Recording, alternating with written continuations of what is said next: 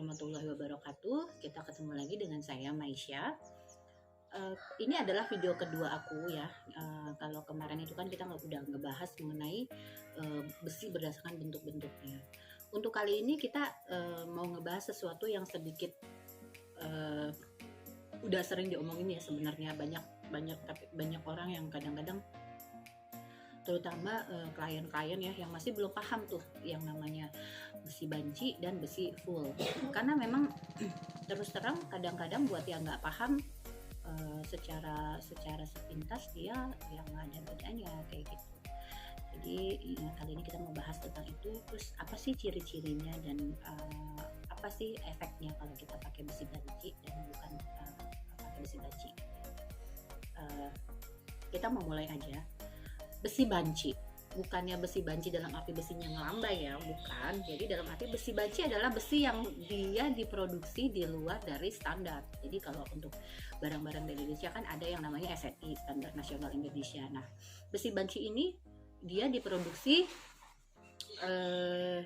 di luar standar. Nah, di luar standarnya tuh apa aja sih gitu. Terus apa sih ciri-cirinya? Mari kita bahas satu-satu ya. Jadi untuk yang pertama yang namanya besi banci itu, kita bisa bahas dulu misalnya dari besi beton ya. Besi beton itu kan ada besi beton polos, ada besi beton sirip. Nah, kalau yang full itu dia ada di bagian ujungnya itu ada emboss yang berisi, ada tulisannya gitu ya, ada tulisannya kode dari si produsen. Jadi biasanya di ujung tuh suka ada tulisan KS nomor sekian gitu. Itu ada kode-kodenya dari produsen. Kayak KS itu berarti produksinya Krakatau Steel, MS produksinya Master Steel, atau CS produksinya Cakra Tunggal. Banyak lah supplier yang ada di Indonesia gitu. Itu yang pertama adalah emboss. Nah, itu biasanya di bagian ujung ya, di bagian ujungnya si besi, karena kan supaya mungkin biar bisa efektif juga ya. Yang kedua adalah biasanya kalau di besi itu di ujung-ujungnya, di bagian permukaan ininya tuh suka ada warna, dikasih cat warna. Itu juga salah satu indikator dia bukan banci. Jadi dalam artian sebenarnya dia ada kode-kode ya. Jadi misalnya merah itu untuk kodenya apa, kuning itu kodenya apa, biru ada beberapa warna hitam kayak gitu. Nah, itu di bagian ujung-ujungnya itu ada kode-kodenya yang menandakan dia bukan besi banci. Kemudian yang paling penting yang bisa kita lihat secara kasat mata itu adalah dari dimensi. Jadi kalau misalnya kalau barang-barang SNI itu kan biasanya dia toleransi maksimal di 1%. Jadi di dimensi, misal kita bilang ini holo 44. Holo 44 ini aku ada sigmat nih ya. Ini holo 44. Kalau sebutan 44 itu berarti dia adalah sebutan dari holo yang berukuran 40 mili kali 40 mili.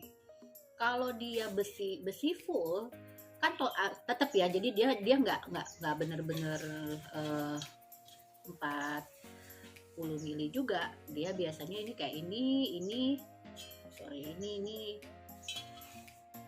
ini besi holo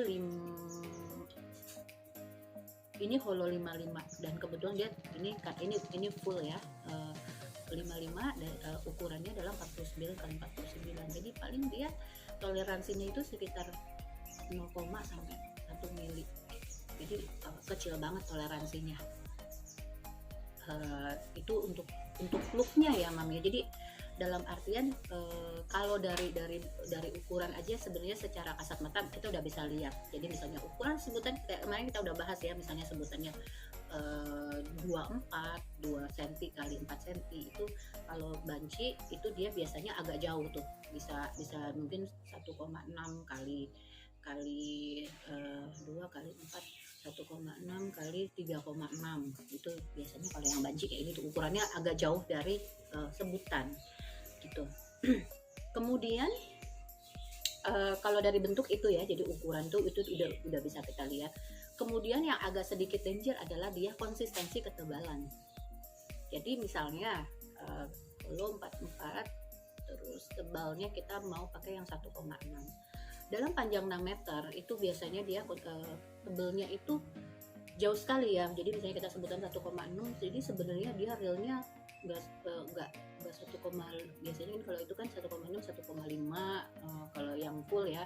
Kalau yang banci itu bisa jauh sekali, bisa 1,35 ketebalan kapnya, tapi tetap sebutannya 1,6.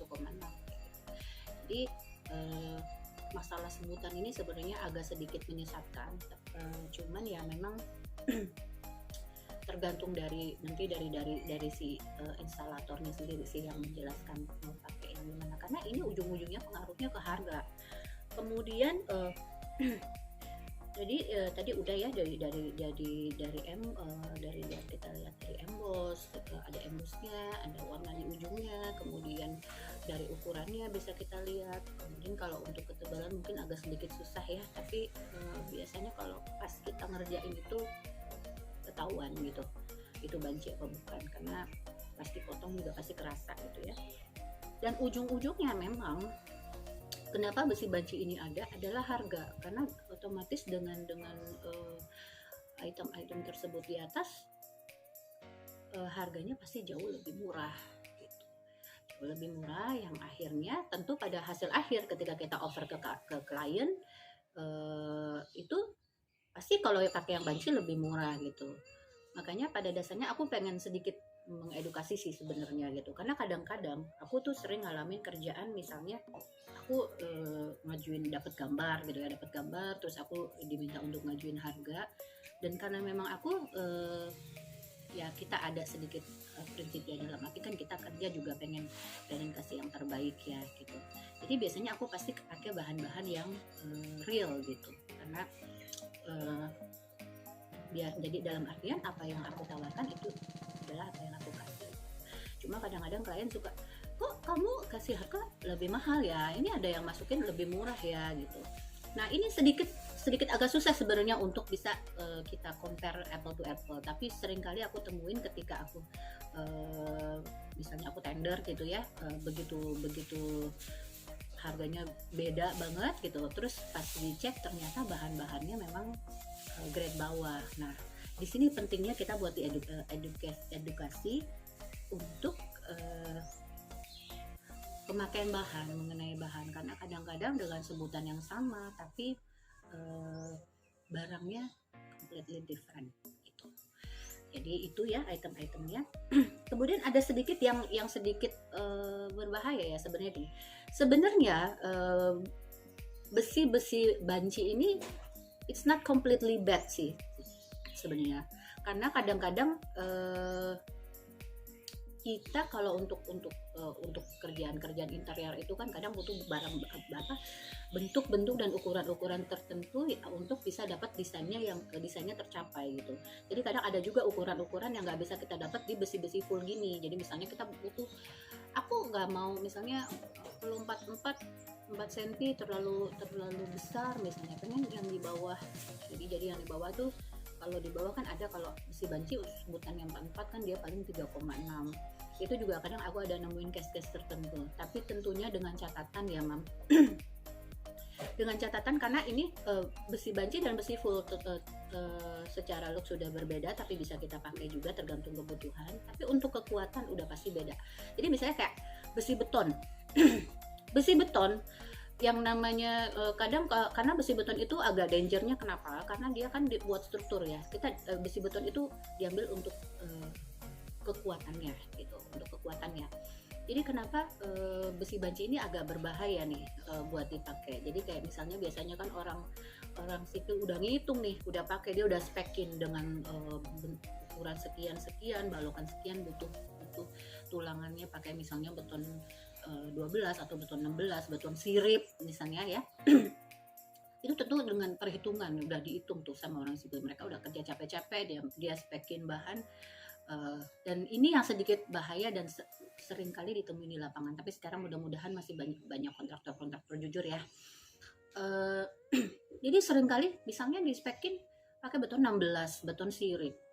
Nah sebutan beton 16 ini beton sirip beton 16. Kadang kalau yang banci itu ada juga, dia harganya bisa jauh lebih murah. Pertama ukurannya sudah tidak standar, dalam arti pasti dia nggak 1,6 nggak 16 mili. Kedua biasanya dia ada siripnya itu dia cuma cor-coran aja, jadi dalam arti cuma dapat bentuknya aja Mbak. Jadi kalau sirip itu kan ada ulirnya ya, cuma bentuknya aja. Tentunya perlakuan ketika beton polos dicor untuk dapat siripnya dengan beton sirip yang udah benar-benar real sirip, secara kekuatan strukturnya sudah jauh berbeda. Nah ini yang sedikit danger. Selain tentunya dia kayak dari panjang. Kalau panjang misalnya beton itu kan kalau yang real 12 meter, kalau yang banci itu biasanya cuma 11,5.